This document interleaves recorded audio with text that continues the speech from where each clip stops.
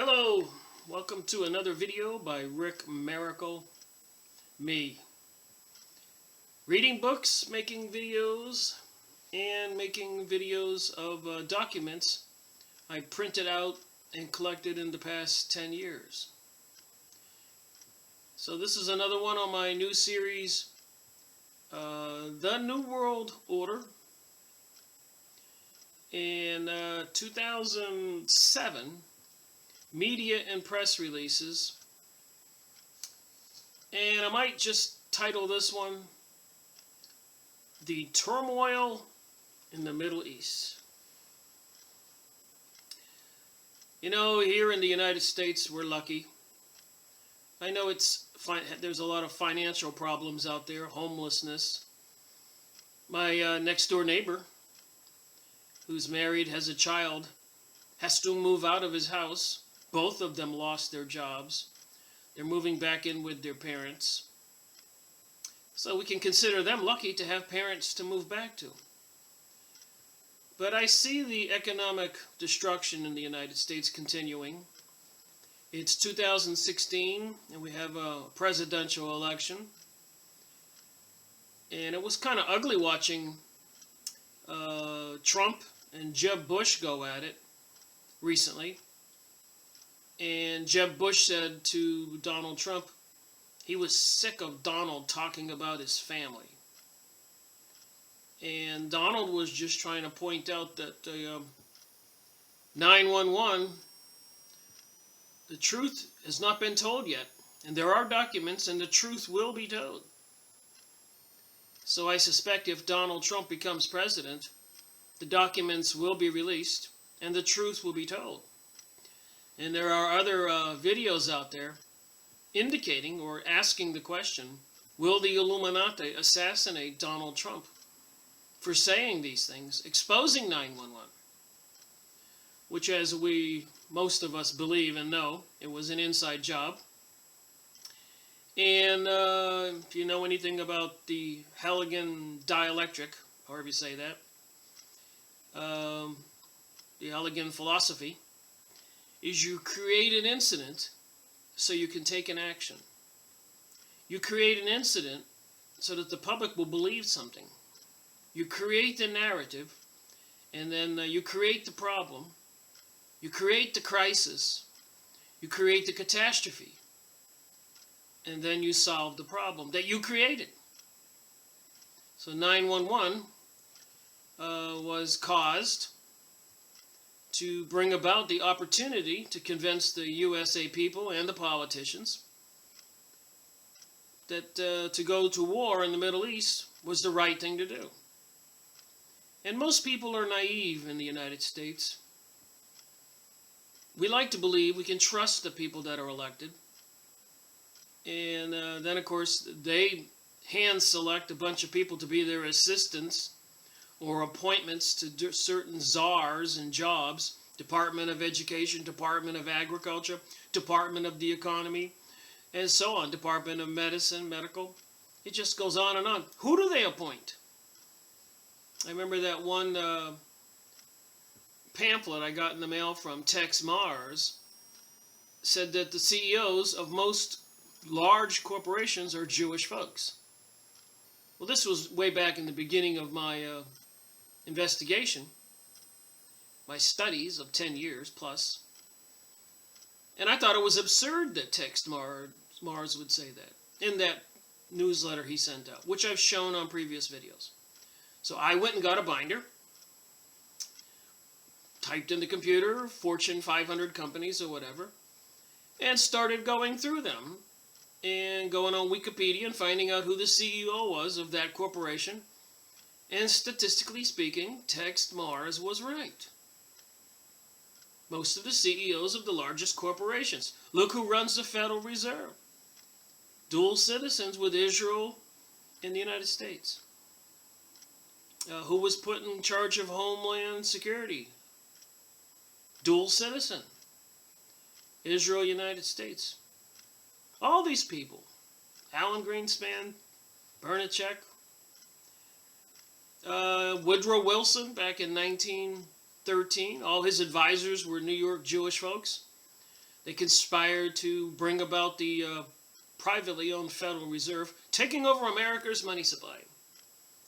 Apparently, the money lenders were loaning money to the United States before then, 1880, 1860. Whenever there was a crisis or the government needed money, the money lenders were there with the money in their hand. And they had to sign contracts on behalf of the United States of America to these institutions. So once they lent the money, as in the book by John Perkins, Confessions of an Economic Hitman, which I've gone over in previous videos, these people, in the same breath, can bring about a problem to cause a crisis where the government can't pay back the loan. And apparently in 1880-something, the government did go through bankruptcy, went through bankruptcy court on a global level, whatever that court is, and was in receivership under a new corporation. That's the story, and I'm sure that'll pop up in some future documents. And anyway, 6 months after the creation of the Federal Reserve in 1913, so in 1914, World War I began. I suspect they couldn't start World War I until they did take over America's money supply. During World War I, when England was losing the war, the Jews in New York, and I'm sure elsewhere, maybe the Rothschilds over there in Europe, and the other Illuminati, secret mystery school of Babylon hierarchy, and the pyramid, the eye in the pyramid, a Luciferian religion, decided that England didn't need to lose the war, and Germany had offered terms of surrender that were extremely generous. Let bygones be bygones. Let's just go back where we were. But anyways, the Balfour Agreement was made between Rothschilds and Mr. Balfour, Lord Balfour of Britain. And the agreement is if you give us the money and get America into the war, we'll help you annex the Palestinians' land to start the State of Israel. So that was back in 1914. So this is 2016. Get my years straight.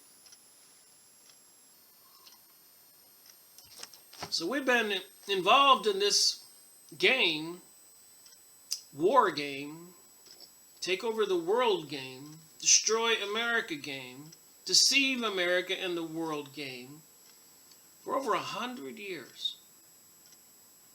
So I have to ask anybody, is it going to get any better? Is the problem going to go away soon? The answer is it's unlikely. Unless we the people wake up, acknowledge what's going on, and start to do something to fix it. With that in mind, I read current documents. I haven't stopped reading press releases and documents and investigating when I'm reading books or watching videos.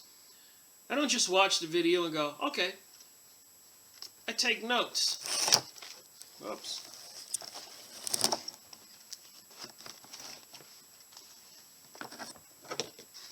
A little camera apparatus here. Get more light on the subject. I take notes when I'm doing this.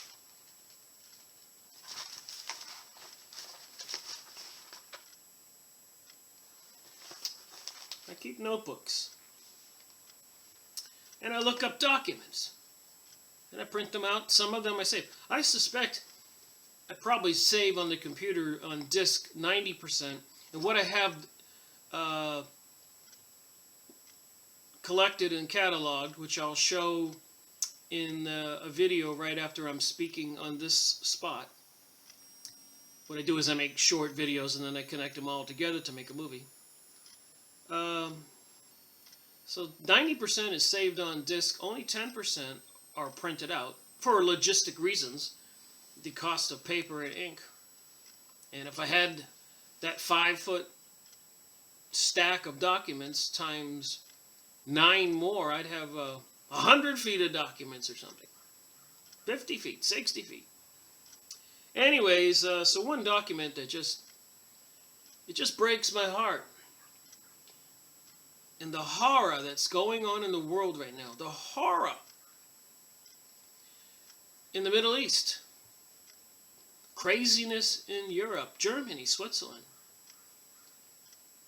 millions and millions of displaced Arabs who believe that it's America and the Europeans who have been over there slaughtering them. They don't know the truth. Since 9/11 and before, 15 years. So you take these people who have been slaughtered for 15 years and you import them into Europe and the United States. I don't know about anybody else, but if you killed my son or daughter or my father, I'm not going to come move to your country and love you. I'm going to be angry. Common sense? With that said, when you're reading press releases, I realize this is difficult, but people have to say, okay, I just read that. How does that make me feel? And then you need to write that down. And then you need to know who is in control of the world, like Prime Minister Sharon of Israel said in a heated argument in his Congress. Don't worry about America, we control America. Or Prime Minister Benjamin Netanyahu said in Fink's Bar, I'm paraphrasing, you can look it up. Please, don't believe me, look it up. We hate America. We're going to sell America off piece by piece until it's a third world nation. Why? We'll make them regret not wanting to be our slaves. Benjamin Netanyahu. So when you look at a press release, like the one I'm going to show you, 15-year-old boy beheaded in Iraq for listening to Western music. So George Bush Jr. said they were going into Iraq because Saddam Hussein had weapons of mass destruction, which we later found out he didn't have, and the powers that be knew he didn't have them. And the second thing President George Bush Jr. said, they were going to liberate the Iraqi people. 15 years later, since the 2001, 15 years.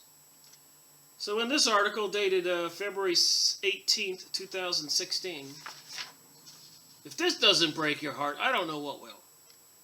If this doesn't wake up people, I don't know what will.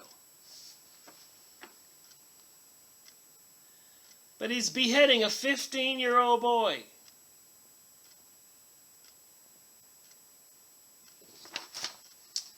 And the executioner's wearing a hood, hiding his face. Aham Hussein has been beheaded by the dreaded ISIS militants in central Mosul for listening to Western music, according to local sources. He was arrested by militants for allegedly being caught enjoying pop music tunes on a portable CD player in the group's Iraq capital, Mosul. So number one, ISIS.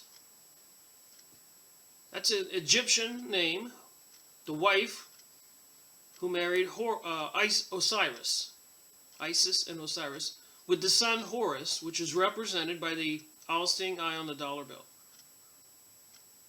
And apparently on Supreme Rockefeller is the back of his hand, both of his hands, as I showed in the last video I made. And many symbols where the actors and famous people are doing the one-eye thing, on magazines even. You see it everywhere. And you see them doing the devil sign, the 3-6 sign.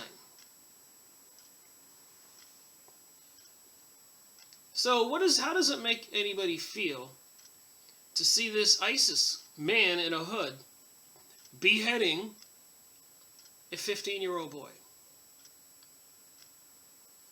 Well, if you're like me, it makes me think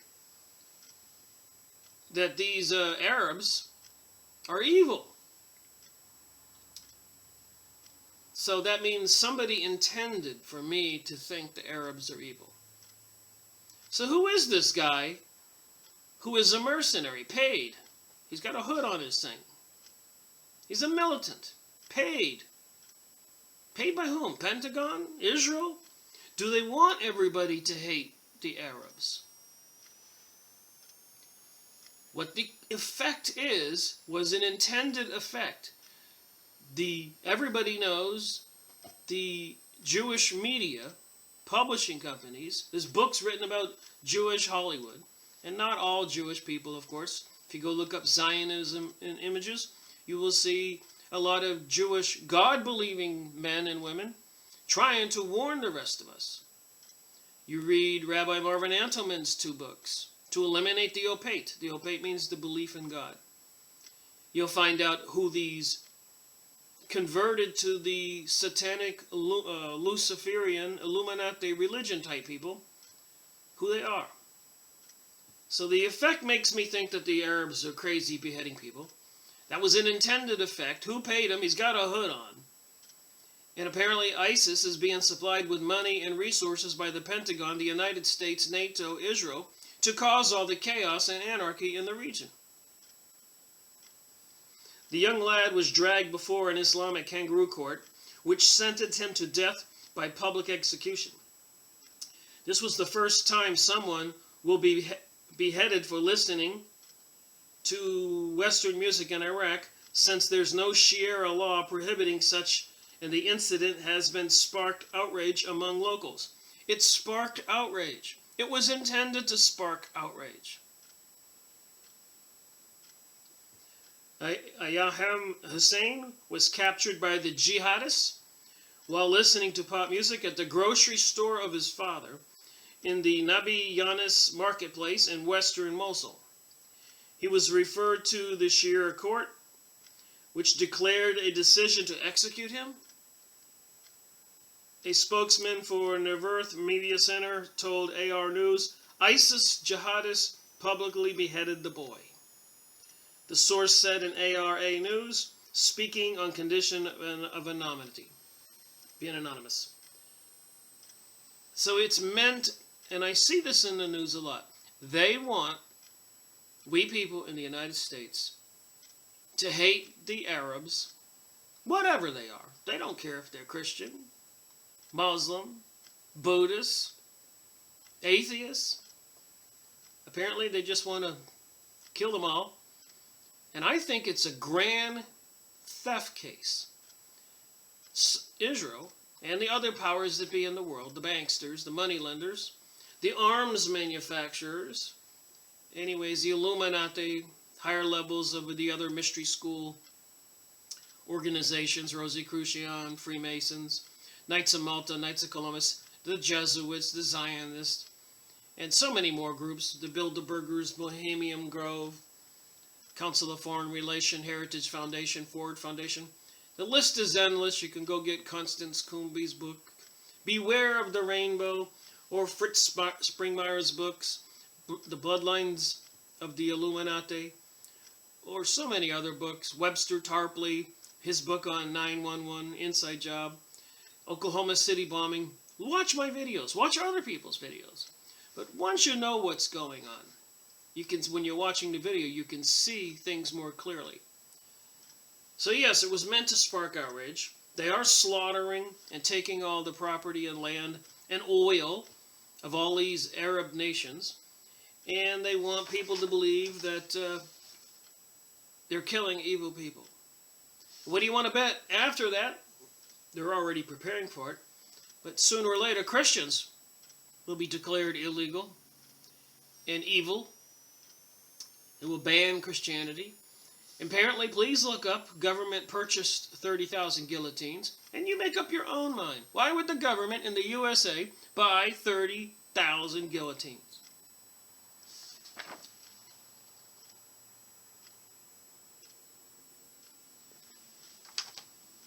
Alright, I'm going to just show you some of the documents, how I've sorted them out so far, and what I've completed on these videos. Thank you. Hello, Rick Miracle here. Thought I would just take a review of the documents that I have printed and saved over 10 years. And this one box is the first 16 videos I've done, and you can see I marked them with the year 2011 part 1, 2012, 2012 part 3. So this is my first 2 months, January and February, 16 videos. And we've got another box here just of Israel files. This is 2010, this box. And here we have, starting out, 2011 to 2015. And up here we have 2009 to 2005, right there. And we have over 5 feet.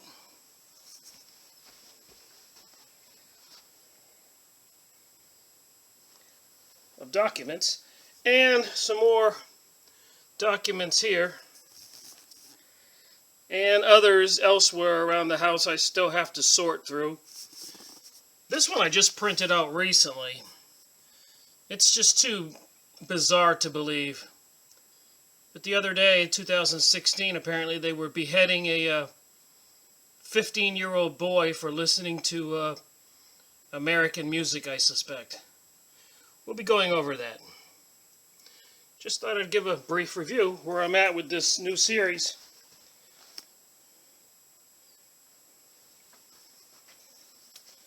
Five feet. So everybody knows, a package of paper you go by, it's a couple inches thick and has 500 pages. Let's say 3 inches. So you can do the math, how many pages are here. Alright, continuing on. These first couple documents are current, but they do refer to this 2007 information I'm going to do after. It just shows that what we're seeing today in Syria, and what's planned, seems like, for Iran, is what's been happening all along. You wonder what's it going to take to get the American people, the Europeans, to wake up and say enough is enough? Are we truly sheeple? Are we zombies? Are we afraid? So anyways, I went on the Jerusalem Post this morning. The sheer size of the catastrophe is hard to understand. In Syria,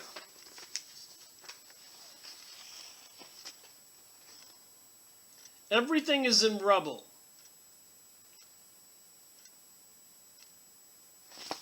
Wait till you hear the statistics. This was on the Jerusalem Post.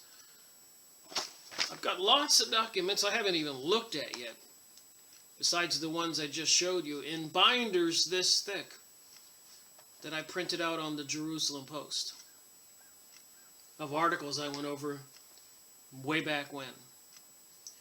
Alright, a woman makes her way through the rubble of damaged buildings after airstrikes by pro-Syrian government forces in the rebel-held town of Dale, Syria, February 12, 2016. So the Syrian government is fighting opposition to its leadership, which apparently are financed by NATO, the Pentagon, the United States, Europe, but not by the citizens of any of those countries, by benevolent forces in charge, organizations, and led by people who probably are members of the Yale University Skull and Bones, Council of Foreign Relations. They belong to different groups, all under the same puppet master, the top of the pyramid with the Mystery School of Babylon. come from the Freemasonic lodges, Bilderberger groups, and so forth. So they're sending in and financing these ISIS's, Al-Qaeda people, to cause chaos and anarchy to try to take down the Assad regime, the government. The propaganda people want us to call it a regime. Last Monday, a hospital run by Medini's Sans Frontiers, Medicines, Doctors Without Borders, was pummeled by airstrike at Marinette al-Numan in Syria's Idlib province. The charity said at least 25 people were killed. Turkey blamed Russia for the airstrike, which was condemned by the UN as a violation of international laws, but Moscow issued a sharp denial, saying this was another case of baseless accusations against it. And let us not forget the recent French bombing terrorist situation, as it was declared by the government. Many of us think it was another false flag. The Hegelian philosophy caused something to happen so that you can blame it on somebody else, so you can take desired actions that the people would not otherwise approve of. And days after the French bombing, France was sending planes to the Middle East to bomb targets in Syria.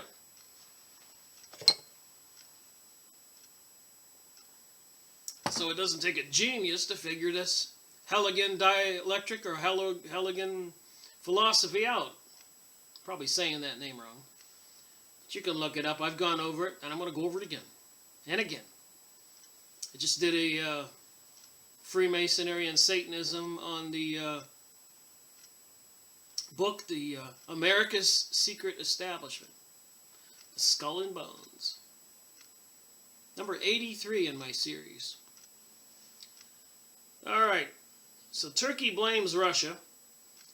Russia says it's another baseless accusation. What do we all know here in the United States? We don't know the truth. The attack, which was condemned as a violation of international law, occurred in one of the areas controlled by Syrian rebels. We know that the U.S. government people behind the scenes are seriously desirous to take down Assad. It has certainly delayed their plans for the Middle East. Taking down Egypt was easy. Taking down Ukraine was easy. You go in there and you rile up the people and tell them you're going to make things better. Because of the oppressive regime that's over them right now is treating them bad. You're going to come and save them. I might ask, has anybody been saved so far? And these Middle Eastern people all over their area surrounding Jerusalem, Israel, Palestine, Egypt, Saudi Arabia, Afghanistan, Iraq, Syria, Lebanon, Jordan, Libya, Tunisia, everywhere. The powers that be vying for a new world order have been slaughtering people for many years. So I'm sure those people probably are not happy about being slaughtered and robbed of their natural homeland. And so what do? They're shipping them to Europe and to the United States. You think they might have a bad attitude? Want a little vengeance? Would it be hard to convince them to go destroy the European Union? Destroy America? The people that did it to them? When we weren't the people who did it. We didn't cause these wars. We didn't cause 9/11. The people that we elect, I should say, that were given to us as choices by the people who really control the world, did it all. And they keep deceiving we the people. And most of the American USA people, 85+%, may as well be called zombies. They were oblivious to this scandal, this crime, by mafia-type organizations.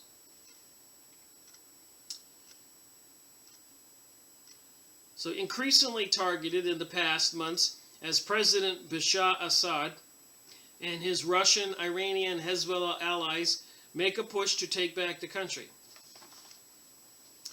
So I do know part of the Heligan philosophy is to orchestrate the event from behind the scenes and have two forces battle each other to death. So apparently they're getting people behind Iran and Russia and all those to battle the rest of us, and whoever is behind the scenes is going to watch we fight them and them fight us as prophesized. To exhaustion, till we annihilate each other. And then, of course, the people who were not in the fight, who want this new world order, operating behind the scenes, the Mystery School of Babylon characters, of which the Prime Minister of Israel, Sharon, said, don't worry about America, we control America. The elite banksters, the wealthy 1% that own 99% of everything. And they want to begrudge we people in the United States even of what we have, causing all kinds of chaos and anarchy and situations so they can enact more legislation to increase their police powers and take away more of the USA citizens' constitutional rights.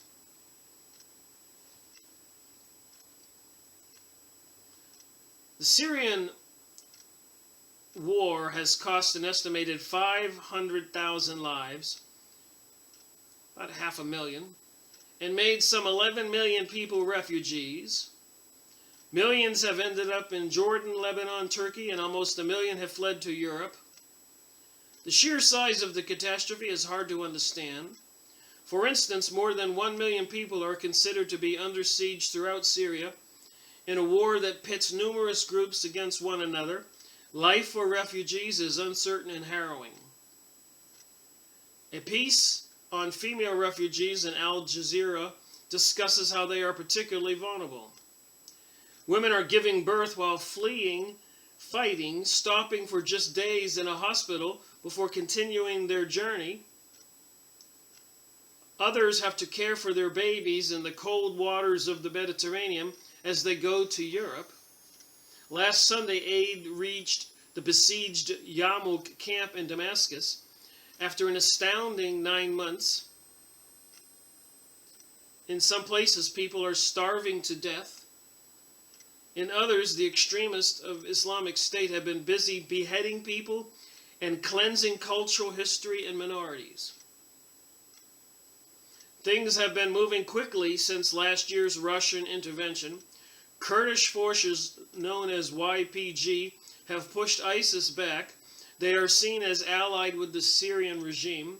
And Turkey, which is fighting on its own conflict against the Kurdish PKK, which views as a terrorist organization, has warned the Kurds in Syria not to press their advance. Meanwhile, Assad has been slowly defeating Syrian rebel forces. ISIS remains stagnant in the middle of all of this. So all this was planned. Even General Wesley Clark, after 9/11, said so. He said when he was walking down the corridor at the Pentagon, one of his friends pulled him over into the office and said, "Hey, we're planning to take down 7 countries. And what General Wesley Clark said, "Why?" And the aide said, "I don't know." You can look that up on General Wesley Clark, 7 countries taken down. And listen to him yourself. I'm paraphrasing. I got a good memory, but I don't remember the exact words. That readers who are confused by the interplay of these organizations, how the U.S. works with one group, while the Turks oppose that group, yet share the same base, is understandable. So we're after some groups and trying to take them down and sharing the same bases. Former U.S. Ambassador to Turkey, James Jeffrey, told NPR, "It's terribly confusing to those who have been working in the region for 30 years. The problem is that after 5 years of Syrian war and an almost unprecedented level of destruction and refugees, it behooves everyone to learn lessons and not be confused. There are 600,000 refugees, and the Turkish Deputy Prime Minister Nurman Kurtulmuş warns may cross his border in coming months if the Russian bombing continues. Angela Merkel of Germany, sided with the Turks, has supported a no-fly zone near the border to allow refugees breathing room. It is unconscionable that the international community has done so little. The international community, which is controlled, the United Nations is controlled, is bringing all this about. But these press releases in the Jerusalem press are trying to paint a different kind of picture. You can't believe what you're reading.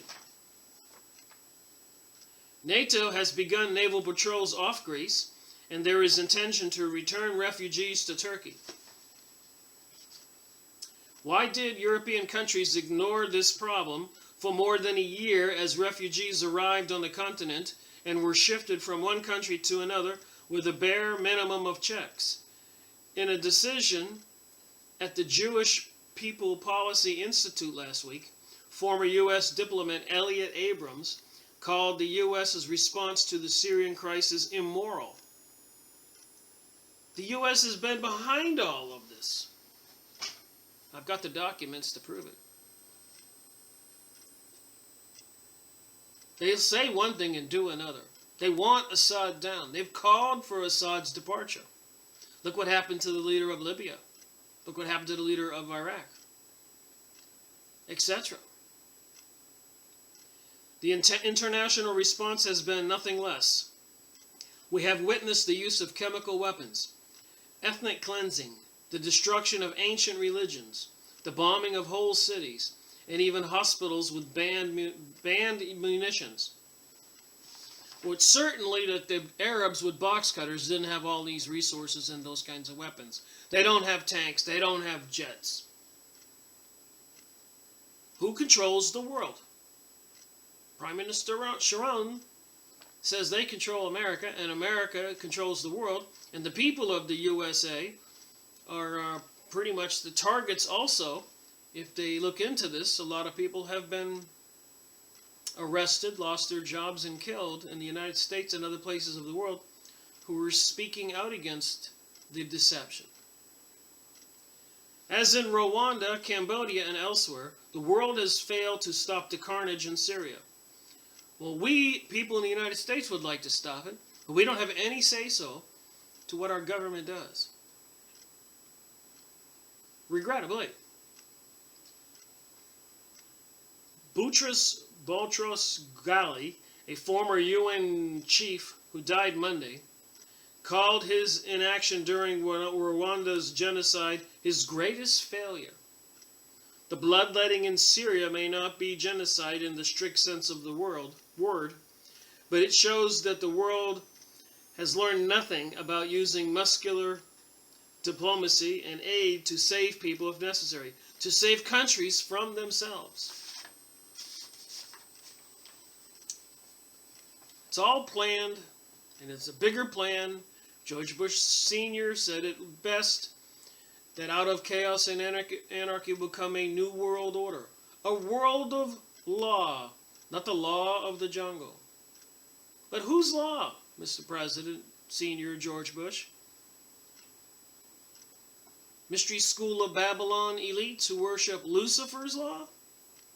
Noetic law? The Jewish law? Talmudic law? Not the Constitution? Not God's law? The Ten Commandments? But Aleister Crowley, the evilest man alive, do as thou wilt. Second law is referred to, number one, as the whole of the law, do as thou wilt. All right, another document here. What is Israel's role in the end times?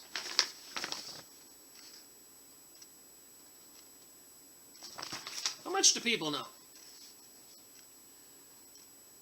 Answer: every time there is a conflict in and around Israel, many see it as a sign of the quickly approaching end times. Conflict in Israel has been a reality whenever Israel has existed as a nation. Whether it was the Egyptians, the Amalekites, the Manaanites, the Moabites, the Amorites, the Ammonites, the Philistines, Assyrians, Babylonians, Persians, and Romans, the nation of Israel has always been persecuted by its neighbors. Why is this? According to the Bible, it's because God has a special plan for the nation of Israel, and Satan wants to defeat that plan. Satanically influenced hatred of Israel, and especially Israel's God.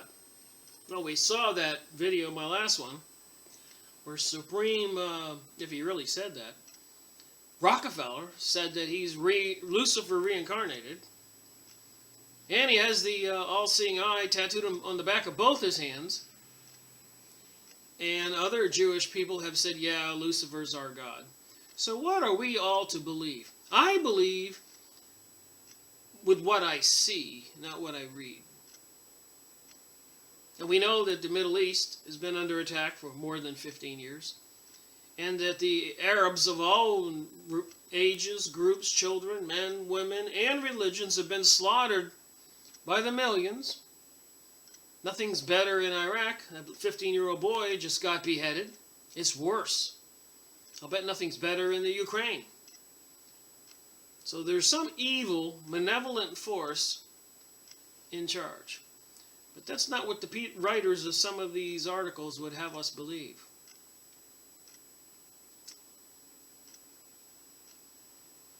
Satanically influenced hatred of the Jews, especially Israel's God, is the reason Israel's neighbors have always wanted to see Israel destroyed.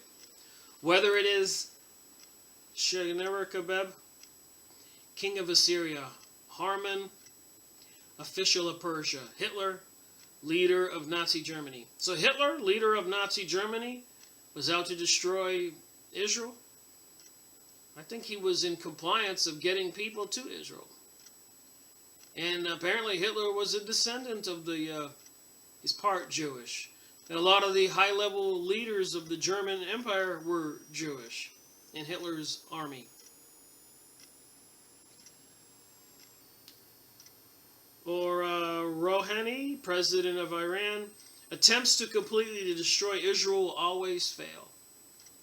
The persecutors of Israel will come and go, but the persecution will remain until the second coming of Christ. As a result, conflict in Israel is not a reliable indicator of the soon arrival of the end times. So I know a lot of people in the U.S. that I talk to will laugh and giggle and say, Rick, come on, everybody knows the Bible is a myth. There is no God.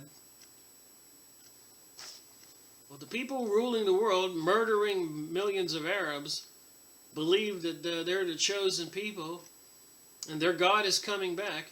And if you read the Talmud and some of the other stuff I went over in previous videos, they don't think kindly on Gentiles. Matter of fact, one of the laws is the best of the Gentiles will be killed. However, the Bible does say that there will be a terrible conflict in Israel during the end times. That is why the time period is known as the tribulation, the great tribulation, and the time of Jacob's trouble. Here is what the Bible says about Israel in the end times. There will be a mass return of Jews to the land of Israel. I've gone over that before. Go to jpost.com and look up Aliyah. jpost.com is the Jerusalem Post newspaper in English. I've shown the pictures on previous videos. For the last 70, 80, 90 years, 100 years, they have been sending Jewish families from all over the world back to Israel. Israel has been growing like a weed. Started out with a little bit of land in Palestine, and now it has all the land. And the Palestinians now have a little land, and they're being squeezed out of that, or should they're being neutralized, killed.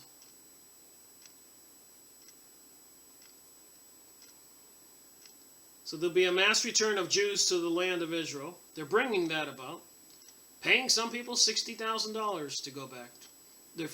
Since they came from there thousands of years ago. And a lot of them don't look like they're Hebrew to me. and a lot of other articles say that they're not. The Antichrist will make a 7-year covenant of peace with Israel. The temple will be rebuilt in Jerusalem.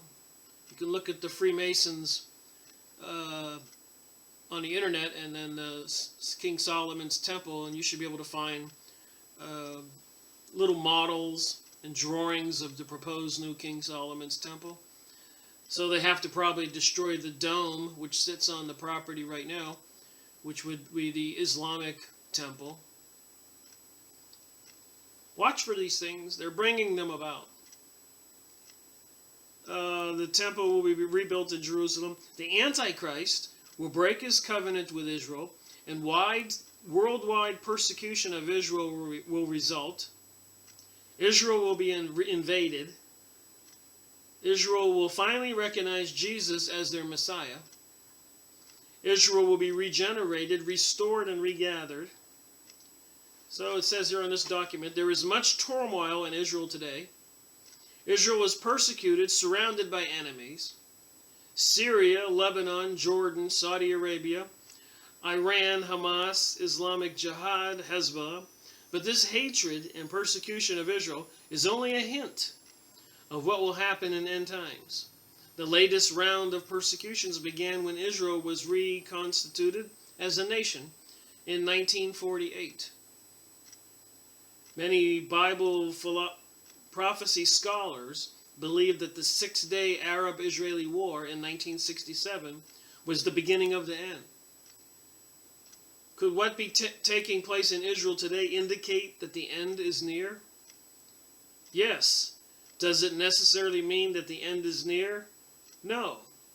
Jesus himself said it best. Watch out that no one deceive you.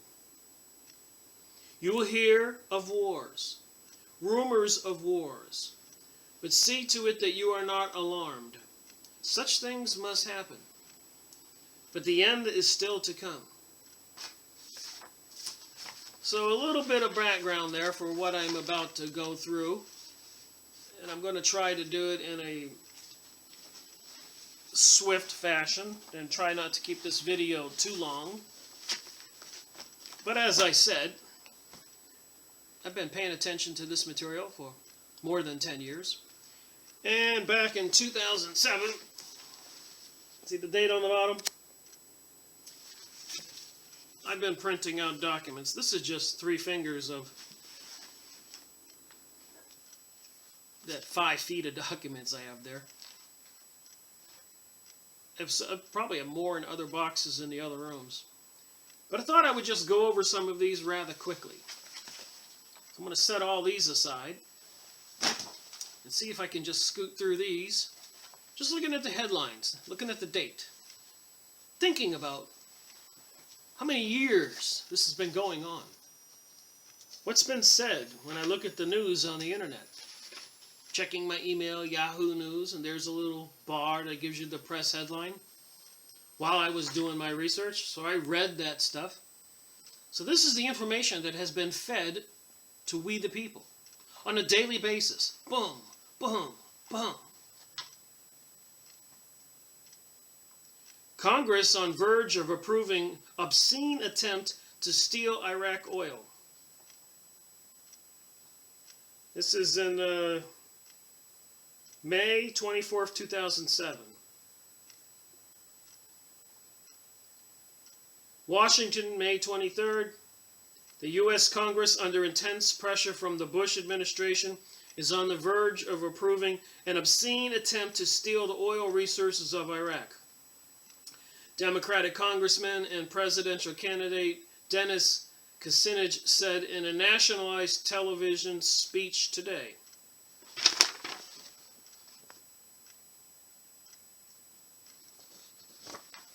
So don't believe me, please look this stuff up. Remember, Al-Qaeda was created by the CIA, the United States, as a mercenary group to fight in Afghanistan when Russia was over there at war with Afghanistan. So Iraq residents rise up against Al-Qaeda. A battle raged Thursday in West Baghdad.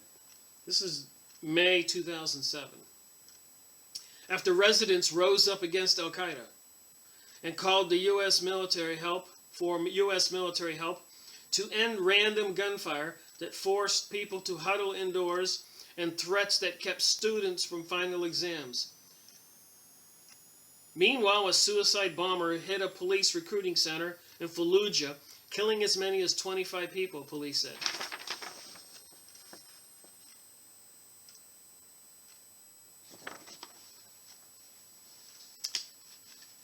Iraq leader announces new alliance. The Iraq Prime Minister and President announced a new alliance of moderate Shiites and Kurds in a push to save the crumbling government Thursday, saying a key Sunni bloc refused to join, but the door remained open for them. The political pact came amid a grim backdrop, more bodies being pulled from the rubble of the most deadly suicide assault in the war. Suicide,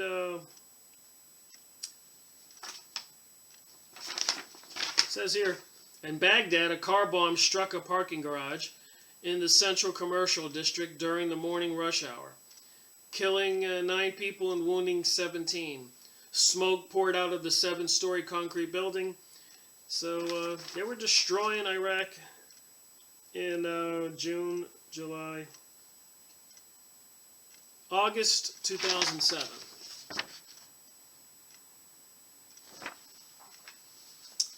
Another one here. 4 suicide bombings killed 200 in Iraq. Rescuers dug through the muddy wreckage of collapsed clay-built houses in northwest Iraq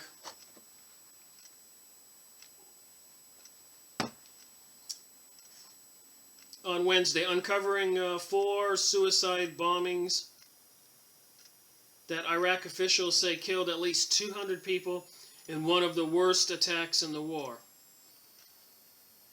The victims were members of the small Kurdish sect, the Yazdids, sometimes attacked by Muslim extremists. 4 suicide truck bombs struck nearly simultaneously on Tuesday. So somebody's obviously supplying the bombs, orchestrating all of this.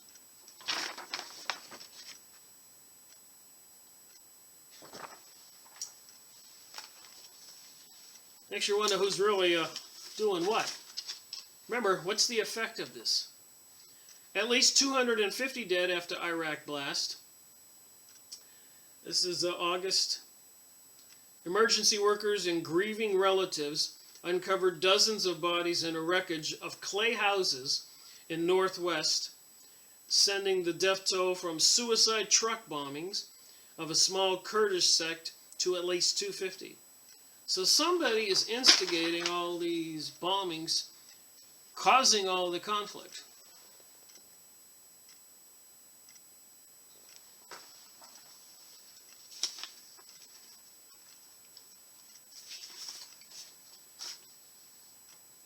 Yazidis fear annihilation after Iraq bombings. Angry members of a minority sect in Iraq said, Thursday they fear annihilation after scores were killed in possible worst suicide bomb attack in a 4-year conflict.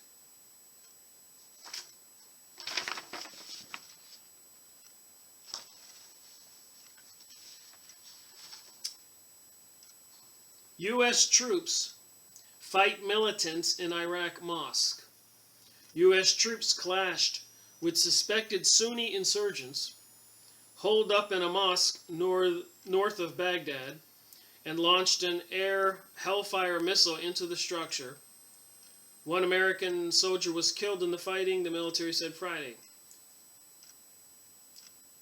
So U.S. troops fight militants in a mosque, and they call them insurgents. What's an insurgent? An insurgent is somebody who, one definition, who resist invaders, who resist having someone destroy their families and their country and stands up and says no. Wouldn't that be a definition of an insurgent? So if they do declare martial law in the United States and demand everybody surrender their guns, those of us who don't comply will be deemed insurgents. And if you don't do anything and you just make videos or write articles or talk to people about the evil goings on with the government, then you'll be an anti-government belligerent. And as per the military army manual, I guess you can't talk about Jesus. It's a court-martial offense. Will they ban Christianity in the United States? Is this a grim look at what will be happening in the United States in the future with drones and the military and Jade Helm and the government and 450 hollow point bullets? Patriot Act. All right, another one here. Quick strikes planned in Iraq. The U.S. military is planning a series of quick strike attacks all around Iraq to go after militants who evaded the bombing operations of recent weeks, a top commander said Friday. So anybody who's alive, running for their lives, is a militant. Wow. Army Lieutenant General Ray Odino also said commanders right now are planning to withdraw by August next year all troops part of President Bush's buildup this year. Due to constant pressure and depletion of their leadership, extremists have been pushed out of many populations and are on the move. So what's an extremist? If I'm a Christian, does that make me an extremist? If I don't want to follow Aleister Crowley's religion, Lucifer worship, and I want to stick by Jesus and the Ten Commandments, does that make me an extremist? All right, bomber strikes bridge in Iraq, 10 dead. A suicide truck bomber struck a strategic bridge outside Baghdad on Tuesday, sending cars plunging into the river and killing at least 10 people in a second attack on the span of 3 months. So we can say here in 2007, August, since 9/11 and then the invasion into Iraq, that nothing is getting any better back then. And we just read here in this batch of documents that young 15-year-old boy was just beheaded. So those poor people have been suffering for more than 10 years, 10 plus years. Complete murder, mayhem, destruction, theft of the land and resources and oil. Iraq Sunni pledges prison improvements. Iraq Sunni vice president promised better treatment and a review of inmates crowding the country's prison system. In a visit Wednesday to the crowded eastern Baghdad prison, Terry Hashami said his moderate Sunni party wanted to improve prison conditions and to free the innocent. So who knows who's locked up in prison? Shiite militia expand grip on Baghdad.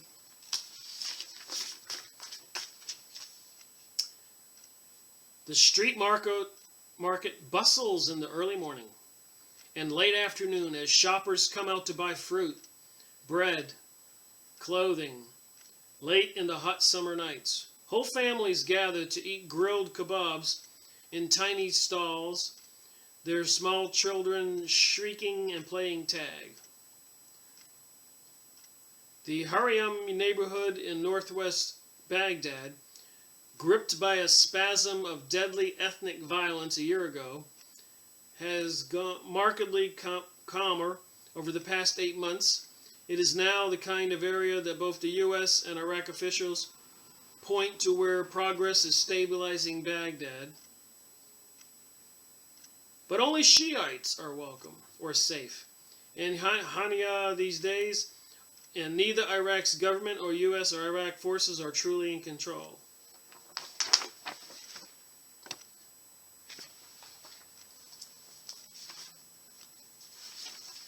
So back in 2007, I'm making a point here, I was collecting all this information, reading these every day, and as a USA citizen, what was I supposed to think?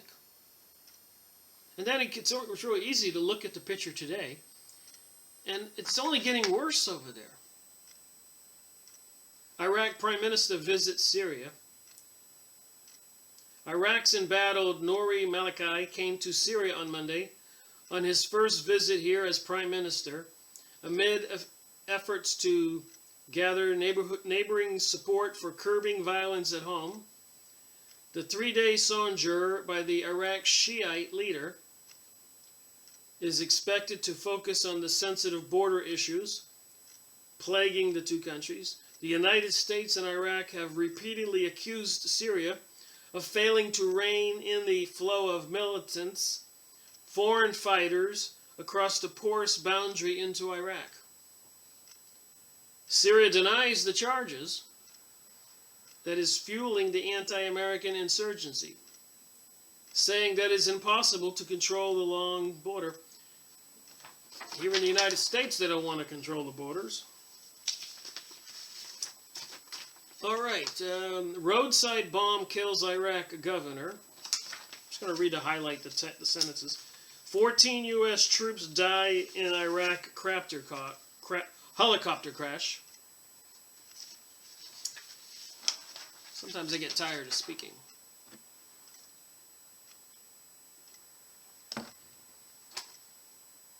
Al-Sadr denies militia killed governors.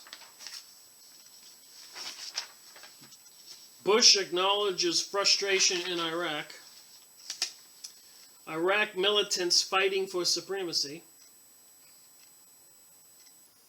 In his speech Tuesday to the American Legion, President Bush proclaimed, "For all those who ask whether the fight in Iraq is worth it, imagine an Iraq where militia groups backed by Iran control large parts of the country. That doesn't take a vivid imagination. However, the reality on the ground is that Iran-backed militias and their political allies already control large parts of the country. And as this week's violence in Kabul demonstrates, these militias are fighting each other for supremacy as U.S. and British influences wanes."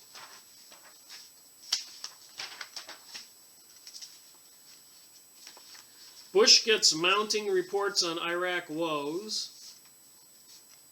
Awaiting a visit Friday by President Bush to discuss the war, the Pentagon defended its efforts to rid the Iraqi National Police of sectarian bias and corruption, even as an independent review found the force too tainted to continue. You know, a lot of people have said it best.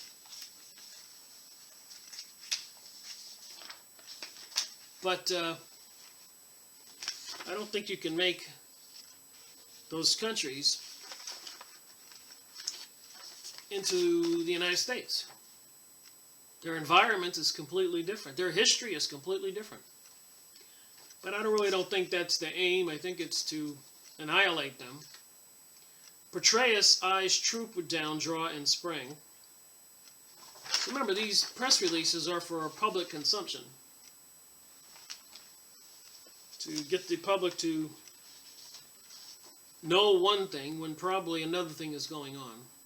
Bush to request $50 billion more for Iraq war, August 2007. Little progress seen on Iraq goals. So it's certainly sucking up a lot of the money from the U.S. with little to show for it, except the death and destruction of the Iraqi people and the Iraqi country. And this is just a sample of Iraq. All of this and more has been going on for a couple of years in Syria. The poor Syrians. Iraq leader lashes out at U.S. critics. Iraq's embattled prime minister lashed out at American critics Sunday, saying Senator Hillary Clinton and other Democrats have called for his ouster should come to their senses and stop treating Iraq like one of their villages.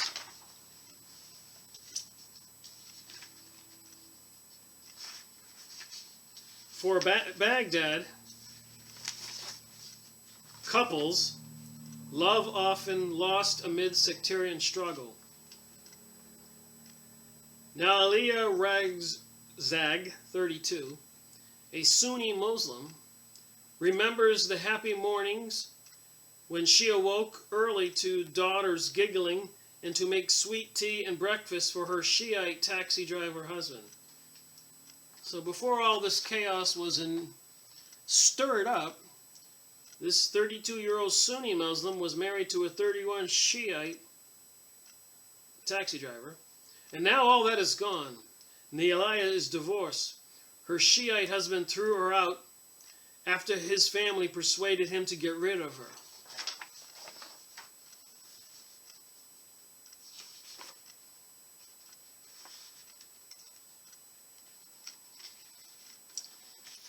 So I remember reading John Robinson's book, Dungeon, Fire, and Sword, about the Crusades from 1000 AD to 1300. 300 years. 8 Crusades. And whenever they did march across Greece and Turkey to get to the Middle East and come down from the north into Palestine, they would make deals with those who were not in power to destroy those who were in power. So if the people in power at the time were the Shiites, they would make agreements with the Sunnis to join their armies from the Europe, the Crusades, from the Vatican, the kings and queens.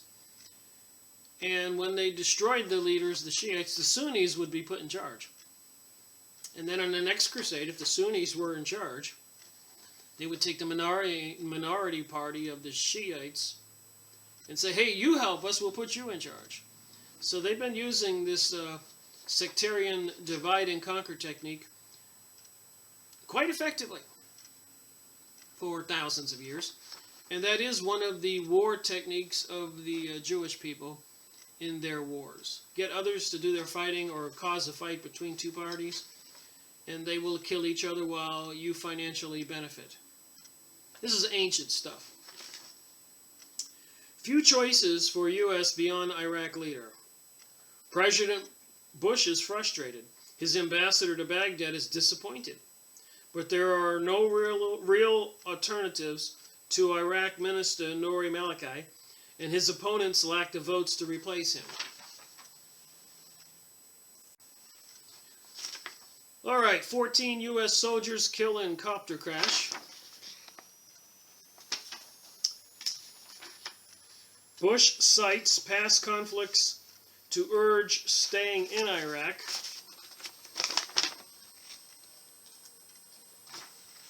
"17 Iraq villagers killed in attack."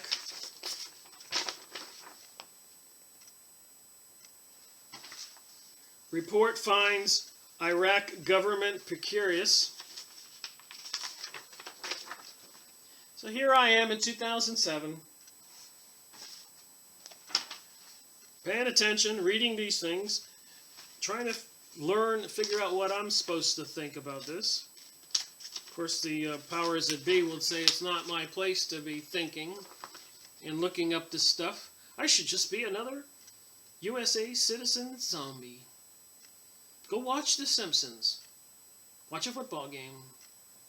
Go to a party. Get a beer. Extremists target Iraq Shiites pilgrims.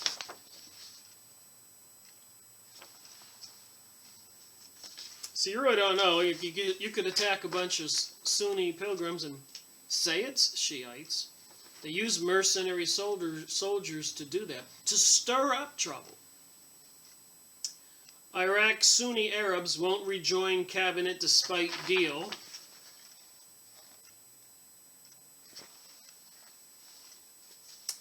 Masked militants target police in Iraq.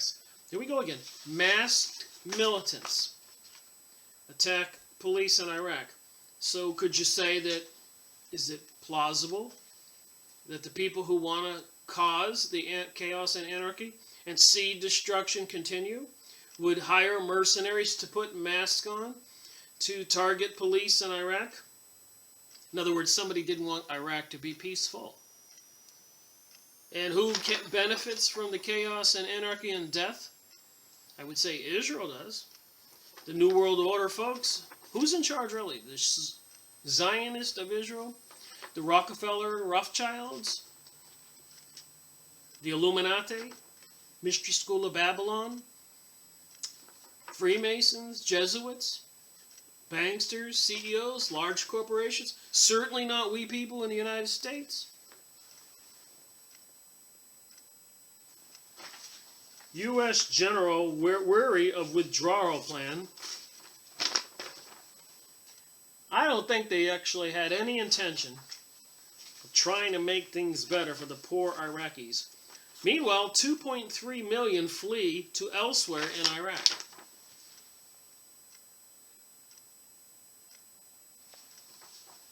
It's destruction, intentional. 2007, deadliest year for U.S. in Iraq. These people who cause all these wars, running and controlling our world, don't send their kids to these wars and die. They don't go to these wars and die. U.S.-Iraq launch anti-extremism operation. What's an extremism? Is it somebody who wants to have his country freed from the occupiers?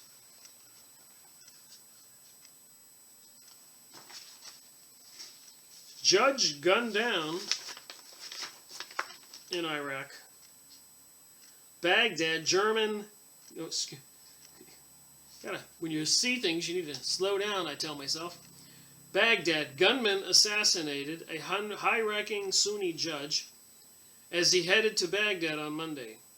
The latest of thousands of professionally killed in unsolved crimes to ouster unsubscribe. So Saddam Hussein's regime was 2003 when it ended after 2001, 9/11. And there's been thousands of professionals killed. Thousands of professionals being killed. That's what they do when they do revolutions. They go out and purge all the educated people. Suicide bomber kills 27 in Iraq. October 2007.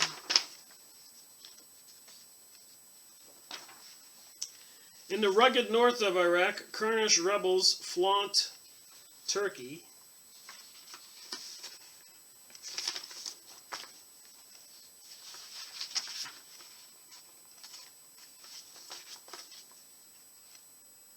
A low-slung concrete building off a steep mountain road marks the beginning of rebel territory in this remote corner of northern Iraq. The fighters based there, Kurdish militants fighting Turkey, fly their own flag, and despite urgent international calls to curb them, they operate freely, receiving supplies in beat-up pickup trucks less than 10 miles from a government checkpoint. So here you've got some possible paid mercenaries to go in and cause all the destruction in Iraq.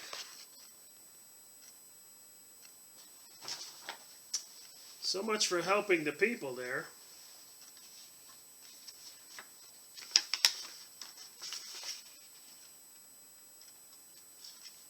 Apparently, according to some of my research, one of the first places the American or military took a beeline for were the Iraqi museums to gather the artifacts. U.S. death toll in Iraq lower in October.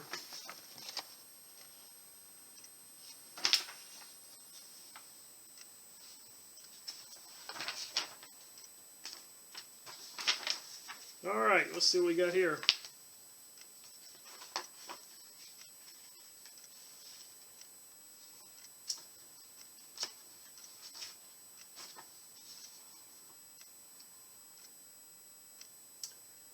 January 9, 2007. Akil Majad, who was an accountant, is kidnapped outside the newspaper office in Baghdad. January 2007, Muhammad Nouri and Baha Khalif, reporters for the Iraq media network, are killed.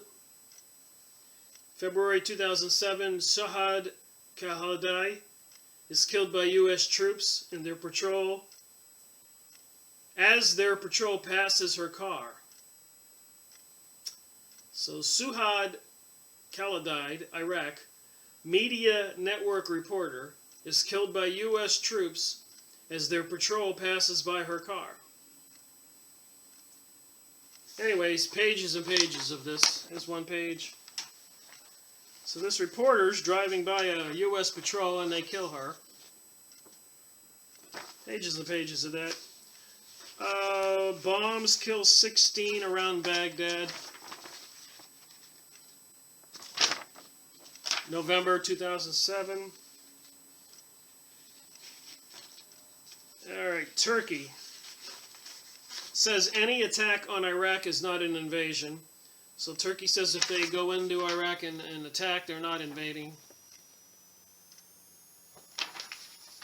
Rice answers anger over Iraq assignments. Condoleezza Rice. I'm just trying to say, back in 2007, I was paying attention to this stuff, trying to figure out what's going on.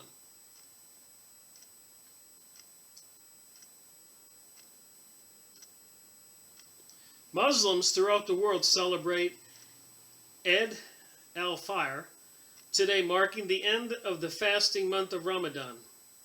Ramadan is not only abstaining from food or drink, it is a time of intense spiritual renewal for those who observe it as a truly Islamic way, in a truly Islamic way. The same spirit should inform and illuminate our celebration of Eid too. This means we should spend the day and those following it in enhanced piety and a sense of fellowship, brotherhood, and unity.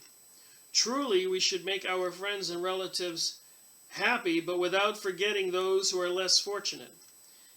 Eid should be celebrated in a spirit of giving and sharing. For the last few days, Muslims all over the world have been shopping and looking around for gifts for those they love. Sounds like our Christmas. But the dazzling array of lights in the shopping arcades should not make us blind to the pockets of extreme poverty and deprivation around us. That sounds pretty good.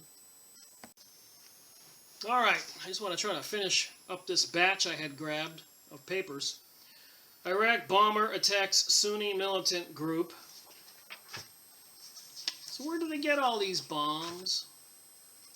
Money? Why do they wear hoods?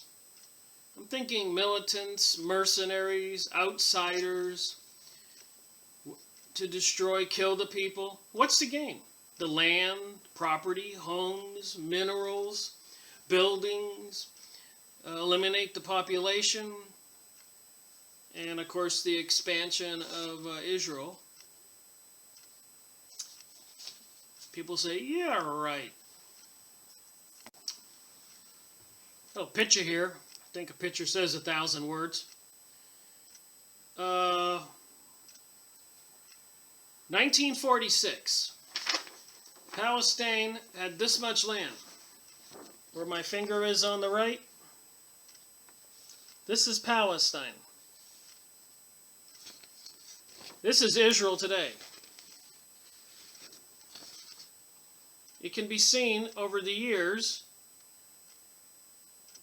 from 46, 47 to 2000, the growth of Israel property and the loss of land by the Palestinians from 1946 to 2000.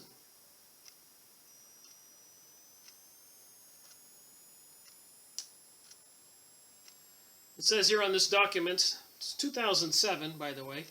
I have another pile of 2007 documents to do, but regarding a different topic, more on Israel than Iraq. But it does say here, while the infighting on the Democratic side in the House has already started, you can be sure that big oil, big defense, big pharma, big banks, and AIPAC, the Israeli Political Action Committee, are all pushing hard to get their pet politicians put into the right seats of power. That would be on both sides of the aisle, not just the Democrats. So these money people, big oil, big defense, big pharma, big banks, and AIPAC, Israel Political Action Committee, are trying to get the politicians who will do their bidding, no matter what party, into the right seats of power. And of course that means hiring people to do polls and find out what the people of that particular area want to hear, so that the politicians will tell them what they want to hear, even though they don't believe that and they have no intentions of doing that. They lie. So that Israel can control our USA and our Federal Reserve and can send billions of dollars to Israel. 90 billion, I understand, from 2007 to 1973 or something. You can look that up. While the rest of the world didn't get 90 billion. They truly do control our country. And they are robbing us blind, controlling our politicians, putting them in places of power because it takes money. And all you have to do is do what you're told to get their money. Meanwhile, we people in the United States are suffering. The people in the world are suffering. The people in Iraq are suffering. The people in Syria are suffering right now. That's why I'm reading these Iraqi things. Just picture all this if I were reading it about Syria, if they wanted the world to know that these things are going on in Syria. They don't even want to know there's a war going on in Syria to the people. But it's going on outrageously right now if you know where to look. Secret source of phony Iraq intel outed. U.S. to order diplomats to serve in Iraq.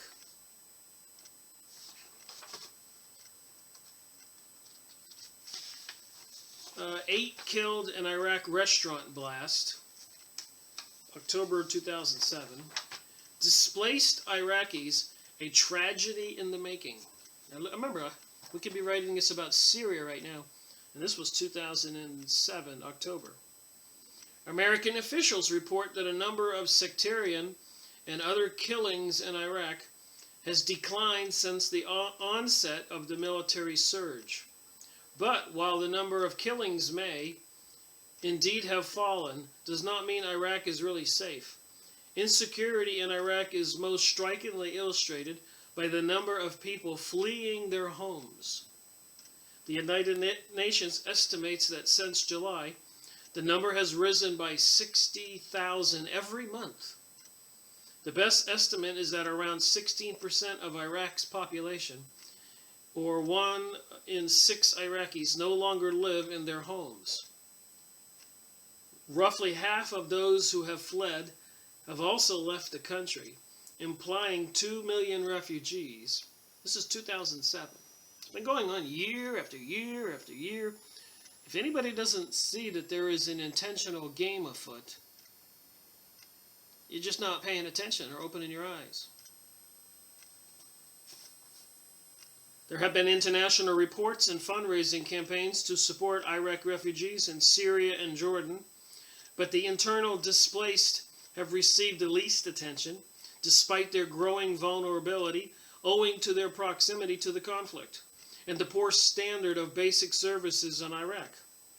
They tend to be less visible, and it is more difficult for donors and agencies to assist them. So there you have it. My little synopsis of what I learned in 2007.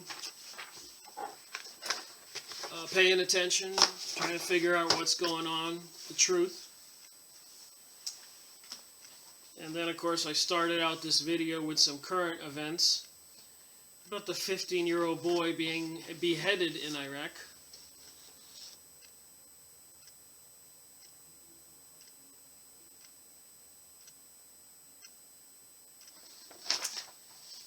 If that just doesn't break anybody's heart,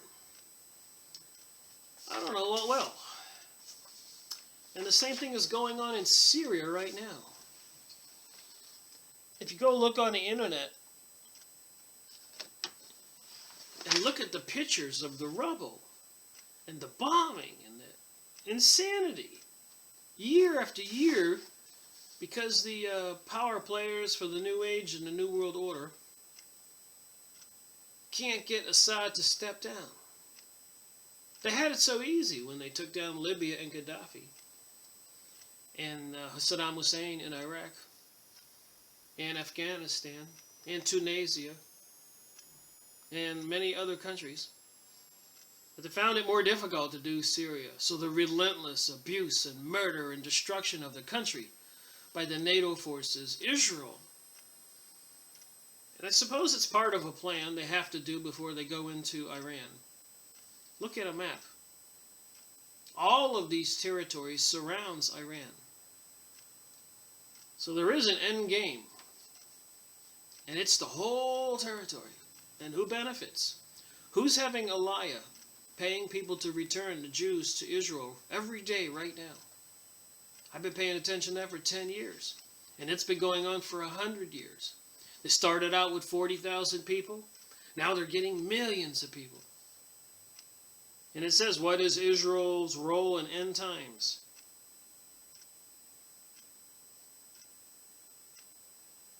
So there will be a mass return of Jews to the land of Israel.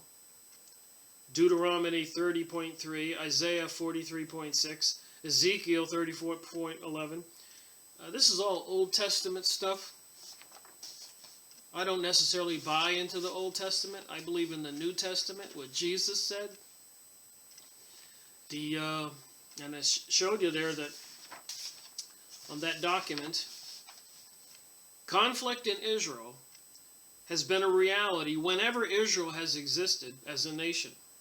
Whether it was the Egyptians, the Amalekites, the Midianites, the Moabites, the Ammonites, the Amorites, I'm saying these names wrong, I'm sure, Philistines, Assyrians, Babylonians, Persians, Romans. The nation of Israel has always been persecuted by its neighbors. And I'm wondering why. Why was there a diaspora? I think God said if they did not obey his laws, they would be dispersed. So that's why they were dispersed. They're obviously not obeying his laws now. Tel Aviv is one of the top places in the world to go if you're a homosexual to go on vacation. And apparently the gay men can have sex with Gentile gay men, but they're not allowed to marry them. It's all sick in itself. Something is sick and perverted. Certainly not in the making of what I think God's law are. Oh, he says don't commit adultery. And in the Bible there are several places that a man should not lay with a man as he layeth with a woman, that God thinks it's an abomination. Not saying it exactly right, but you'll see that if you look into it. And on my new series of the New World Order, a couple of them I made on the gay agenda. And little known to me, I can't pay attention to everything. But apparently when you're looking at certain types of videos on YouTube, they make suggestions based on those titles, keywords. And so I got a couple other gay videos out there suggested to me on my YouTube account. And oh my God, I haven't touched the surface. Some people have done an amazing job of pointing out this satanic, luciferic, New Age connection in the gay agenda of all the stuff coming out of the United Nations and lined with the intent on destroying Christianity. So, you know, aliens, UFOs, greys, reptilians, dragons, serpents, all this stuff in the Bible. Is it all part of the biblical entities? We know the snake symbolism and dragon symbolism is everywhere throughout the world. This makes one wonder. That's why I do these videos. But this particular batch here on the Iraq situation and back in 2007, I thought I would just make it a point that This is what's going on in Syria today. And it's relentless. Those poor Syrians back then, 2007, those poor Iraqis. And apparently the thing in Iraq is still going on. Full blast. Syria, full blast. The Russians are bombing Syria. Israel's bombing Syria. The French are bombing Syria. The U.S. is bombing Syria. NATO, the European Union is bombing Syria. There is a plan. And it might behoove we the people to wake up, because it appears that that plan is going to come home to roost in the European Union and the United States, to we people not connected to these mystery of School of Babylon entities that are running our country and controlling the bought and paid for politicians. Thank you for watching my video. Rick Maracle reporting.